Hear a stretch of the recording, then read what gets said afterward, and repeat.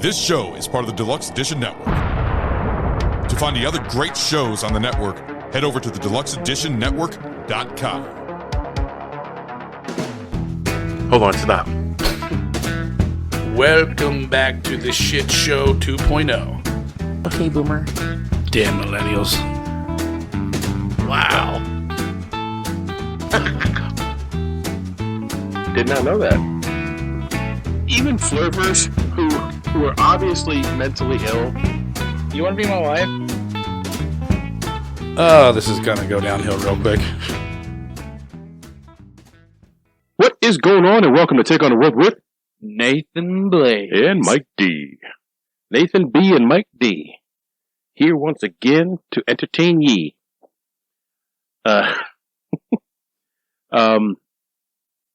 So, Take on the World is on the Deluxe Edition Network.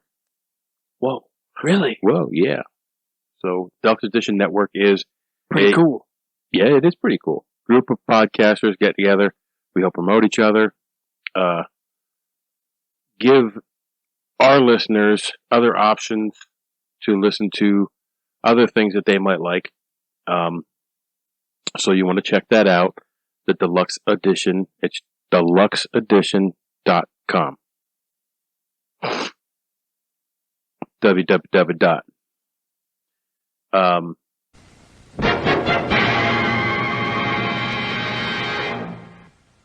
So, on the Den Network, every month they have a Spotlight podcast, and this month it is Flet Lives.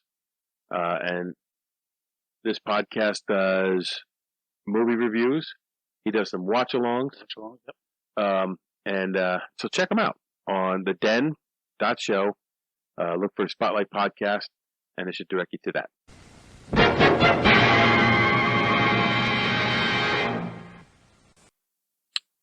So, we are here today, once again, together with you, our friends and listeners. Of course. We have been doing our series of... Where'd that come from? Where'd that come from? And we just concluded RC Cola. I have already drank more soda than I have in 5 years. Yeah. However, there is another soft drink beverage that we are going to talk about today. Another one. Another one. And that is Dr. Pepper. And I got the mini Dr. Pepper because I don't really need more soda. I got a big one because I don't feel like sleeping tonight. So I'm going to dump my Dr. Pepper in my official Take on the World tasting glass. Oh, well, now I got to dump mine in too. Otherwise, You don't have to. Well, you don't have standard Dr. Pepper. What you got there? Dr. Pepper with cream soda. Okay. I love a Dr. Pepper. So do I. It's gonna work better in the glass just because of how tall the bottle is. Anywho, so we're going to jump right into this. Because we talked about our minutia in the prior episode. So if you want to hear the small talk, go back to our last episode, listen to the first 8 minutes, 10 minutes, and then jump back to this one. Yeah. And we're going to jump right into Dr. Pepper. So, Dr. Pepper was created in 1880s by pharmacist Charles Alderton in Waco, Texas. And it was first served in 1885. That predated Coca-Cola by 1 year. By 1 year. 1 year. 1 year counts. Alderton worked at Morrison's Old Corner Drugstore in Waco, Texas, where carbonated drinks were served at their soda fountain. Yeah, we talk about this a lot. We have in Pepsi and Coca-Cola, and not RC Cola. But you know what? I'm going to say it again. Growing up as a kid who didn't really have pharmacies with soda fountains. It amazes me that that's where you'd go to get your soda. Right, because like now you just go to the vending machine, pop in $7 anymore, and you get a soda. When back then you popped the nickel on the counter, and you got a soda. So a lot of drugstores and pharmacists came up with the recipes for these drinks, and that was because that's where everybody went to get their soda. So while he was working at the pharmacy, he began experimenting on his own flavored soft drinks. One soft drink in particular was becoming a fast hit with the customers. When they originally would order the soft drink, they would ask to shoot me a Waco. Yeah, because I guess they were calling it the Waco mix or whatever. I guess so. So the customers would say, "Hey, shoot me a Waco." Ah, here you go. Here you go. The soft drink's popularity grew. Alderton and Morrison had trouble manufacturing enough Dr. Pepper to keep up with the demand, which, as opposed to Coca-Cola, what was his first year sales? $75? Yeah, something like that. So this was an instant hit where Coca-Cola ended up being marketing that made it big. So Dr. Pepper doesn't need any help. These last names, like nobody really has last names like this. Robert S. Lazenby.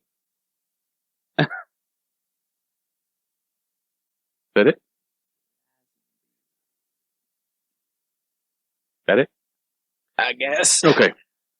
He was the owner of Circle A Ginger Ale Company in Waco and had been impressed with Dr. Pepper and was interested in manufacturing, bottling, and distributing the soft drink. Again, Coca-Cola at this point had no interest in bottling. Yeah. They were really shooting for those fountains. Alderton, who had no desire to pursue the business and manufacturing end, agreed to let Morrison and Lazenby take over. So Dr. Pepper was first nationally marketed in the United States in 1904 and is now sold in Europe, Asia, North and South America. In Australia, New Zealand, and South Africa, Dr. Pepper is sold as an imported good. So they don't have bottling plants like Coca-Cola does. No, it's imported. And that's kind of crazy to think of. Yeah, it's in the import section. It's in our Goya section. There were several theories on how Dr. Pepper got its name. So these are some wacky theories. Did you hear any of these? I've heard one, but... Okay, let me hear the one you have. The one I have is that... What was his name? Pemberton? No. That's Coca-Cola. Oh, that is Coca-Cola. Alderton. Alderton. I heard that they thought that Alderton liked this young girl, and her father was Dr. Pepper. And so, in a form of flattery, to allow him to see his daughter, he named his soft drink. That is the one theory I did not put on here, but I did read that one.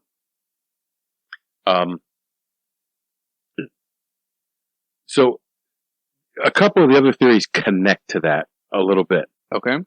And some of it was, the reason I didn't put that one on is because the Dr. Pepper that they're talking about in rural Retreat, Virginia, his daughter was 8 years old at the time. Oh. So, I don't know if it's the same Dr. Pepper.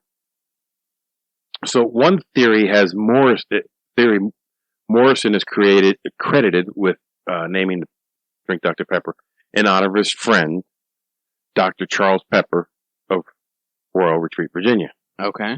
Another, Alderton, was said to have gotten his first job working for Dr. Pepper and named the soft drink as a nod to his early employer.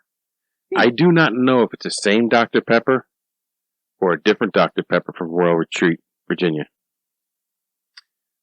Another theory is, and I like this one because it's scientific, Oh, scientific. Yes, that the pep refers to pepsin, an enzyme that breaks down proteins into smaller peptides. Pepsin is produced in the stomach as one of the main digestive enzymes in the digestive system of human beings and other animals, where it helps digest protein and food. Now, as we talked about before with Coke, Coke was originally marketed as a digestive, as a tonic. as a tonic. So, this is saying it could have been more simple than the whole peptid thing. Many sodas are marketed as a tonic. Early advertisements for this soft drink made medical claims stating it aids in digestion and restores vim, vigor, and vitality. Since Dr. Pepper was marketed as a brain tonic and energizing pick-me-up, the pep and pepper may have been named for the lift you supposedly got from drinking it. Did you say a brain tonic? Yes. You better have some more. It could have just been a marketing decision. One possible reason for the name was chosen was the practice common for drinks at the time, including Dr. Pepper, was to convey the impression that they were healthful. Yeah. So there's several possible. Where do you lean there? Which one do you think it is? I am a little bit biased towards a little bit of the more scientific one. I have two. However, everything back then was marketing. Yeah. And I think the pep and pepper may have literally been for the pep you get from supposedly drinking it, putting doctor in front of products. As you saw with RC Cola. Yeah. There was a Dr. something. Yeah, I don't remember what it was. But I'd have to look at my notes, and I'm not about to do that right now. Makes you think, oh, doctor, healthy. Yeah. So, right choice. I think it was just a marketing thing, but probably. But I like the scientific. So, as with Coca-Cola, the Coca-Cola formula is a strictly guarded secret. Yeah. Dr. Pepper formula is also a trade secret. Yes. And allegedly, its recipe is kept in 2 halves, in 2 safety deposit boxes, in 2 separate banks in Dallas. Oh. Okay. So there was a persistent rumor in the 30s that Dr. Pepper contained prune juice. This is a rumor that the company has specifically stated in its fact page that it does not contain prune juice. I was there when you were looking at the site for that. I remember that. Right there. Right there. So speaking of secret formula, and this is a recent discovery, more recent than the inception of this company. In 2009, there was an old ledger book. It was filled with formulas and recipes, discovered by Bill Waters, and he was at he was going through antique stores in Texas, the Panhandle, and he came across this book. Several of the pages and letter had suggested it was from W.B. Morrison and the W.B. Morrison Company Old Corner Drugstore, which is the same drugstore where Dr. Pepper was first served in 1885. Mm-hmm. Faded words in the book spelled out Castle's formulas. John Castles was a partner for Morrison for a while and worked at the drugstore in the early 1880s. One of the recipes in the book was titled Dr. Pepper's Pepsin Bitters. So we go back to the Pepsin. Some speculate this could be an early recipe for Dr. Pepper. The current owner of Dr. Pepper, which is Keurig Dr. Pepper, insists that this is not the formula for the soda, but a medical a medicinal recipe for digestive aid, which is how it was originally sold. Huh. Peculiar. Yeah. Very, very peculiar. So, could this be Dr. Pepper Company saying, "Don't look here, don't look here"? So, Perhaps. the dude who found this book put it up for auction. Okay. No one bought it. That's sad. Upsetting.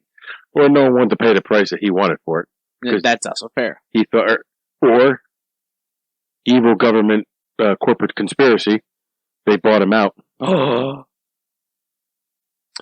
In 1951, Dr. Pepper sued the Coca-Cola Company for...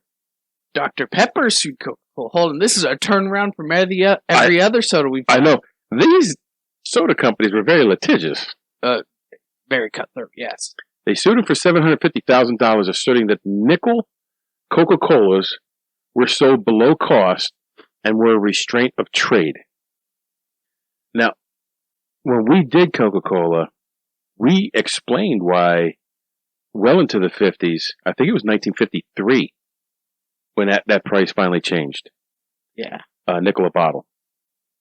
And it was a nickel a bottle because of some contractual thing with the bottler, because Coke had no interest in being in bottles at one time. And when they finally got talked into being in bottles, they were like, all right, we'll do it. Sell them for a nickel a bottle. And it was an open-ended contract. There was really no end to it. Therefore, it took until, I think, 1953 for them to change the pricing on their sodas. But in the meantime, Dr. Pepper sued him, saying, "Hey, you're selling below cost. You're making it impossible for anybody else to do business." Yeah.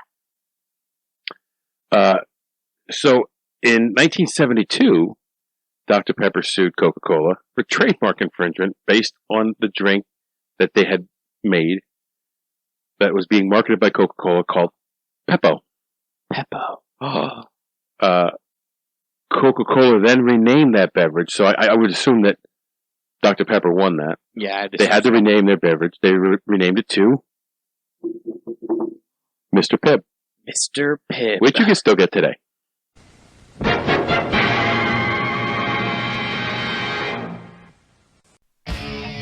Do you like drinking beer in the garage with your friends on a Friday night and just talking about movies, music, pop culture in general? Well then, my friends, I have a great podcast for you to check out. It's called the 10 Cent Beer Night Podcast. My name is Ray. I am the host, and I set out to prove things beyond a shadow of a doubt every time I do one of these things. So let's hang out.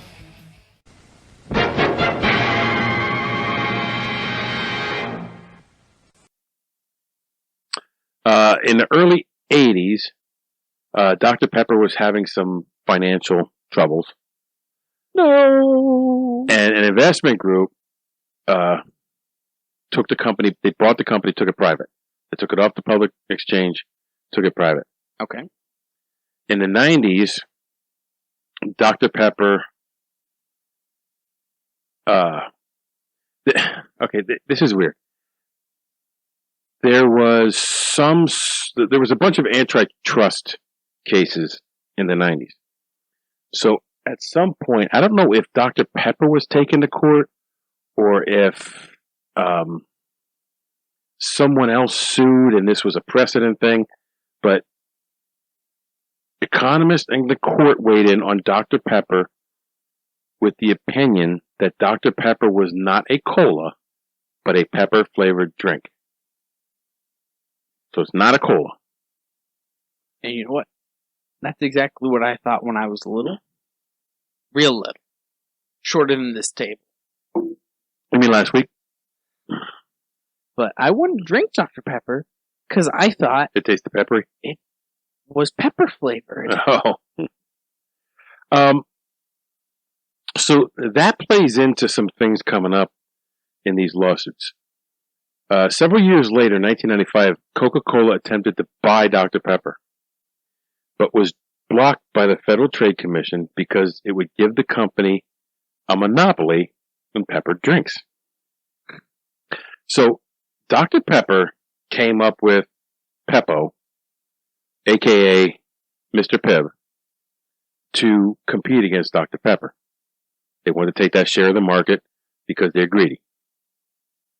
Because they did that, that's what caused the FTC to deny the merger when they tried to buy their competitor out, because it would give a monopoly in pepper flavored drinks. That's crazy. So at the same time, Ooh, that's spicy. That pepper flavor. at the same time, about that same time, an investment group bought 7-Up from Philip Morris, the makers of Marlboro cigarettes.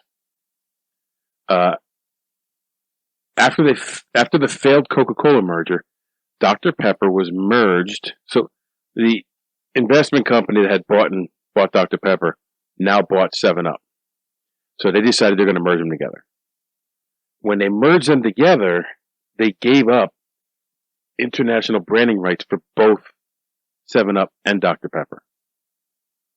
So now Coke, outside the U.S., obtained most of the non-U.S. rights for Dr. Pepper's name. Yeah. And Pepsi bought most of the rights for 7-Up. Which is why places you see Coke, you see Dr. Pepper, and places that you see Pepsi, you can maybe see 7-Up. Yeah. So, in 96, Dr. Pepper was involved in an antitrust case with Jerry Jones, the Dallas Cowboys, NFL Properties, Nike, and other commercial interests active at Texas Stadium in Irving, Texas. Jones made a deal with Dr. Pepper and other companies that the league said, the NFL said, it violated their exclusive marketing contract with Coca-Cola and other businesses. Now, I don't know what the outcome of the suit was because I didn't look that far into it, but I'm going to assume that Jerry Jones won. Yeah. Because the NFL agreed to allow Jerry Jones and other teams to pursue their own agreements. Whether there was a settlement or he won, or I don't know. But so you'll see Coca-Cola or whatever, Pepsi, whatever it is now, Coca-Cola is the official soft drink of the NFL. But if you go to Pittsburgh, yeah, the official soft drink of the Steelers might be something else. So it gave them their own rights to do that. But nationally, the NFL is known for whatever soda is paying them the most now to schlep. Yeah. I don't watch football anymore, so I don't care. I never really did to begin with. So, in 1998, the pepper flavor soda category became a major part of analysis support. What? Category. You sound like you had a hard time with that. Well, I have a hard time sometimes reading. It was a major part of the analysis supporting the antitrust case between Coca-Cola and Pepsi. So, all through the 90s, whether it was by themselves or through other means, Dr. Pepper was drugged through court. Unfortunately. So, there's not a whole lot of history of Dr. Pepper. Like, we got the inception and we're in the 90s already. With Coca-Cola, we spent an hour and a half going through all that stuff. Yeah. What I did find is some of the marketing stuff that I found interesting. And we don't have to go over all of them, but I want to touch on a couple of them. Yeah. Do you ever remember seeing a bottle of Dr. Pepper with a 10, 2, and 4 on it? Yes. Okay. Do you want to go over what the 10, 2, and 4 means here? 10, 2, and 4. All right. Where do we start with 10? Because I saw that on the bottles and I'm like, what? Yeah, I did too. And I originally thought it was just a thing to get people questioning it and spread the word of Dr. Pepper free advertising. Just by putting 10, 2, and 4 on it. But that's not the case. No. It actually has significant meaning, and a little bit scientific. Yes, it is. So, the 10, 2, and 4 is, what was it, times a day that people's sugar are usually lower. Yes. So, the 10, 2, and 4 have a sugary Dr. Pepper to help raise your sugar back up. Right. So there was research in the 20s, and it said that people's blood sugar would drop generally around 10 o'clock, 2 o'clock, and 4 o'clock. And they capitalized on that by saying, hey, at these times you should have a nice sugary beverage. I thought that was interesting. Like I saw the bottles of 10, 2, and 4, and I'm like, it must be some 1920 shit that I don't know. And it was. It just so the Be a Pepper campaign. Yeah, Pepper. I remember that. So it started in 1977. That's when the lyrics were written by Jake Holmes. The Be a Pepper series refers to fans of Dr. Pepper as Peppers. And it often featured large sequential crowds dancing that were choreographed in the commercials. And I remember these. And the chorus of the jingle was, I'm a pepper, he's a pepper, she's a pepper, we're a pepper. Wouldn't you like to be a pepper too? Be a pepper, drink Dr. Pepper. Anyway, we're not going to get a copyright strike for that for sure. Yeah, no. This campaign at the time seeped into pop culture. There was the 70s, 80s, and 90s sketch parody programs that this song seeped into. Video games and book illustrations. Video games and book illustrations. Yeah. And it mentioned a specific video game, and I was remiss in not putting it down because I know that's your thing.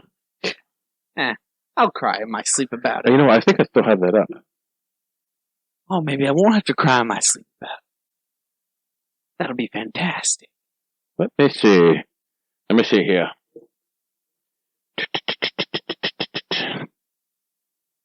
Hurry up, I'm starting to feel the tears come. Here we go.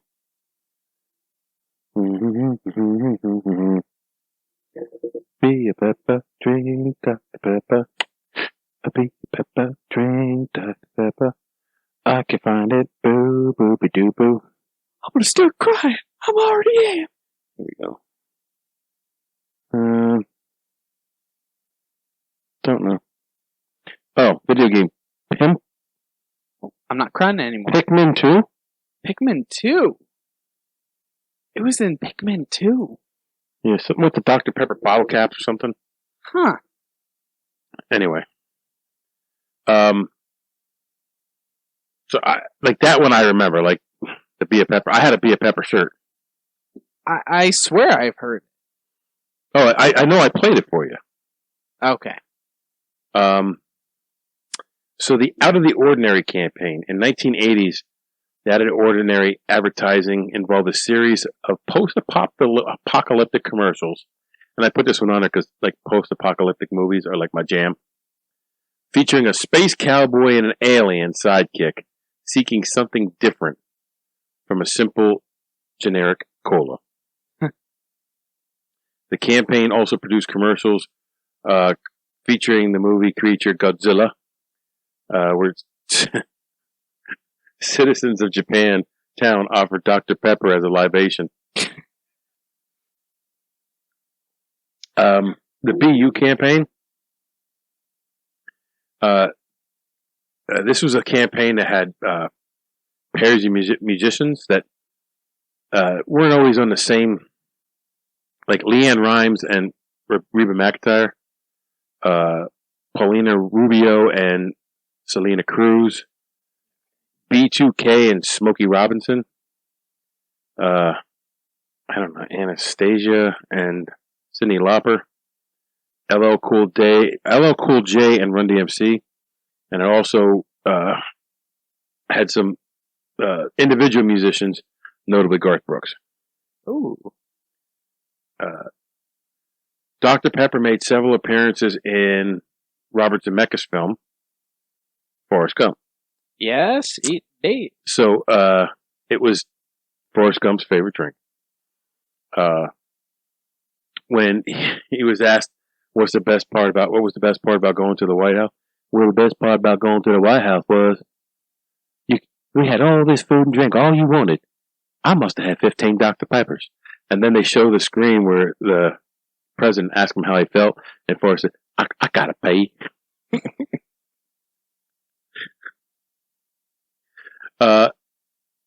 Although arguably the film's largest product placement, Dr. Pepper was perhaps not always as accurate as it should have been. In a scene during 1972 Christmas Eve celebration, which Forrest was at, he drinks a Dr. Pepper with a logo that's not consistent with that timeline. Yeah, Disappointing. It is disappointing.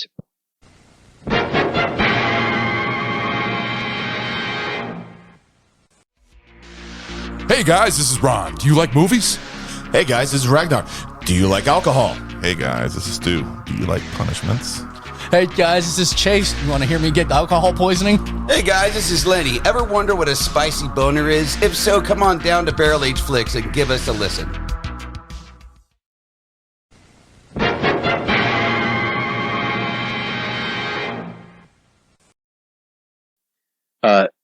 This Authentic campaign, I remember. Authentic campaign. It was the next two ones I remember very specifically.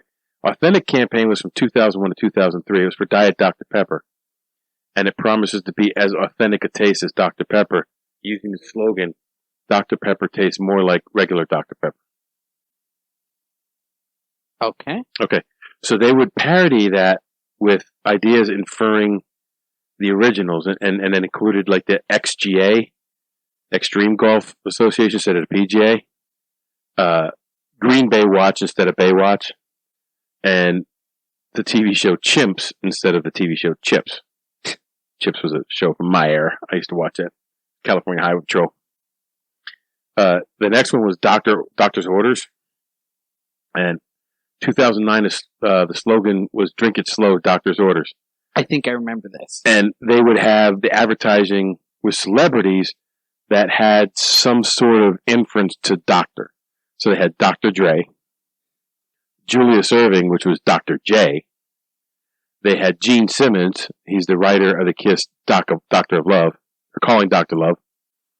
And then people who played fictional doctors, such as Neil Patrick Harris, who was Doogie Howser.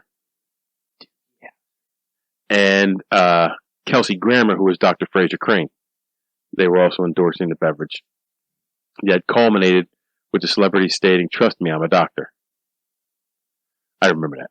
I definitely remember Let's see.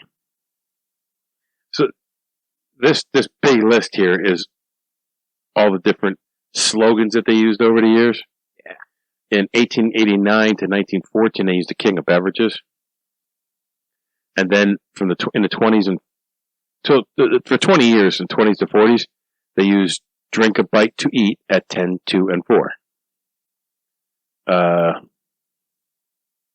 that. It's close enough to 4. And then at 39, when you drink a Dr. Pepper, you drink a bite to eat. I don't know. I guess they were trying to say that it's equivalent to intaking food. Beyond me. Let's see. The 30s and 40s was good for life. 45, Dr. Pepper has 23 flavors. Yep. Which is on the label of almost every Dr. Pepper. The 70s was the most original soft drink. The 60s was America's most misunderstood soft drink. Okay. 77 to 83 was the I'm a pepper, he's a pepper. Mm-hmm.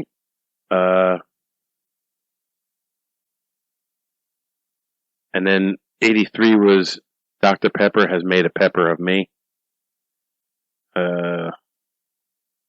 It tastes and it looks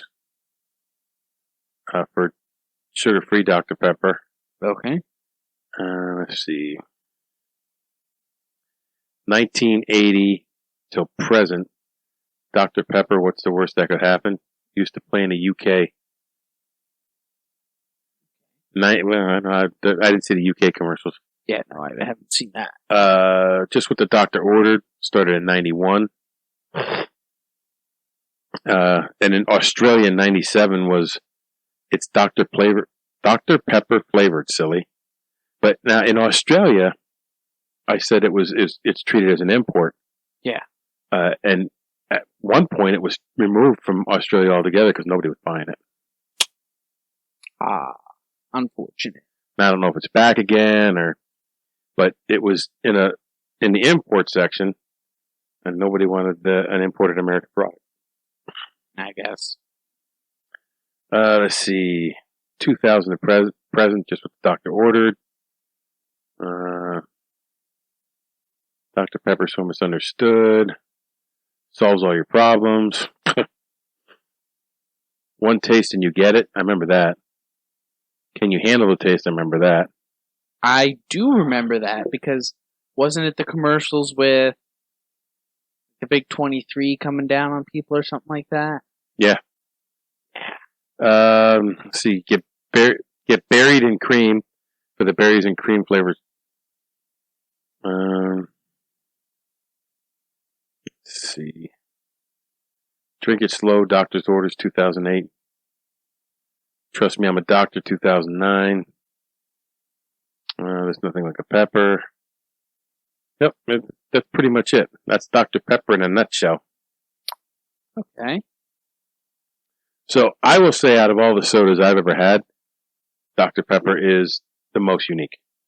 It is certainly my favorite. I will still from time to time drink a Diet Dr. Pepper because it tastes just like regular Dr. Pepper.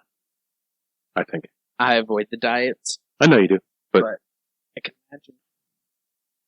Because you saw a 1920 study saying that cyclamide causes cancer in rats.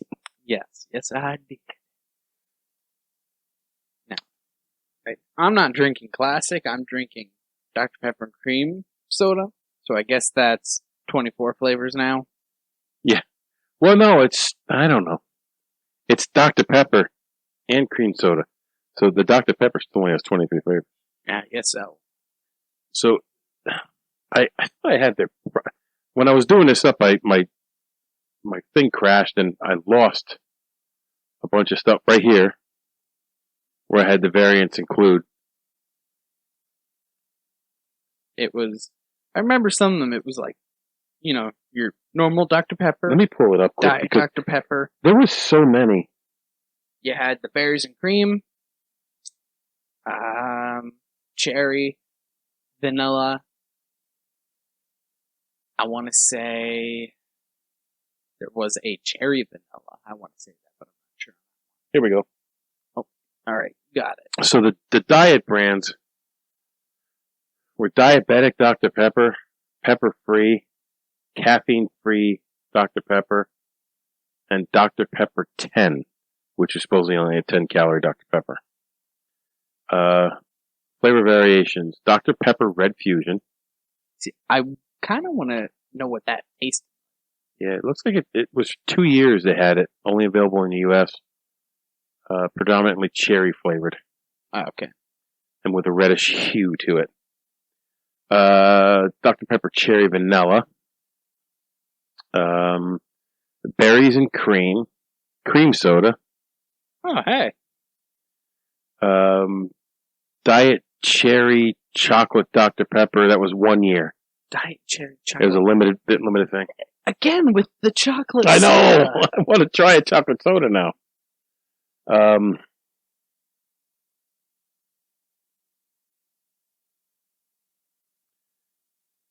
Let's see. Dr. Pepper Cherry. Heritage Dr. Pepper, which was, instead of using corn syrup, It used real sugar, cane sugar. Then there was Dr. Pepper made with real cane sugar.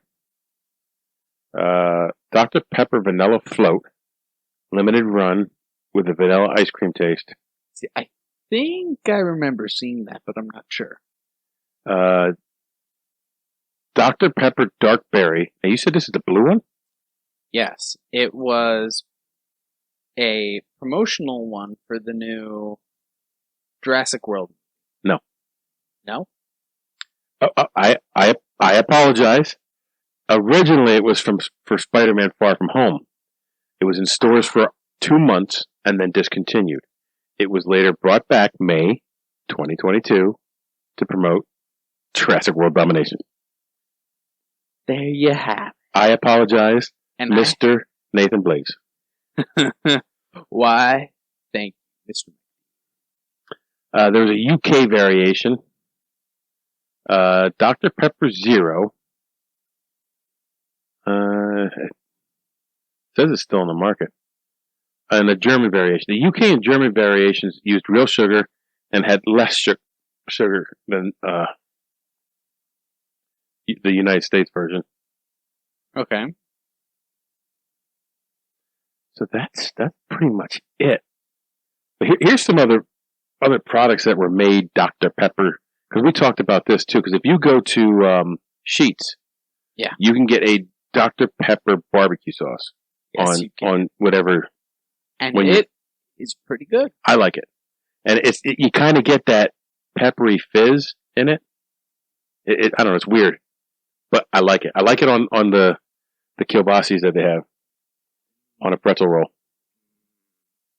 So Dr. Pepper is a line of jelly beans that were made by Jelly Belly. Yeah, I had those. I had to have. Yeah. Hubba Bubba made a Dr. Pepper flavored edition. Now, I've never had that. Collaborated with Vita Food Products to make the Sweet and Kickin' barbecue sauce. I noticed that the Lip Smackers lip balm. Brock's Candies has the Dr. Pepper Orange Crush A&W Root Beer and 7-Up flavored hard candies. Dr. Pepper had an ice cream syrup topping, also by Vita Foods. I kind of want to try that, but ice? Well, might not be that bad. Might not. Dr. Pepper cherry dessert topping. Cherry dessert topping. Yeah. It says Dr. Pepper also created an iPod skin cover, which everybody did. Yeah. Dr. Pepper slushies is sold by 7-Eleven. Yum yum. Freezies are currently available in Great Crush, Hires Root Beer flavors. And the Serious Bean Company makes a baked bean using Dr. Pepper in the sauce. And I've seen Dr. Pepper in baked bean recipes. I've also seen Coca-Cola. Yeah. I've actually had a lot of people tell me they don't like Dr. Pepper because they think it tastes like barbecue sauce. I disagree with them. I love me some barbecue sauce. And even if I didn't disagree with them, I love me some barbecue sauce too. I love a sweet and spicy barbecue sauce. Mm-hmm. And I hate your dog. Your dog's up there barking. Yes, yes, yes. That means somebody's home. Yes, and he's going to be barking for the next hour and a half now. Until they come in. And 20 minutes after. While we're waiting for your dog to shut the hell up, we took on Dr. Pepper and where it came from.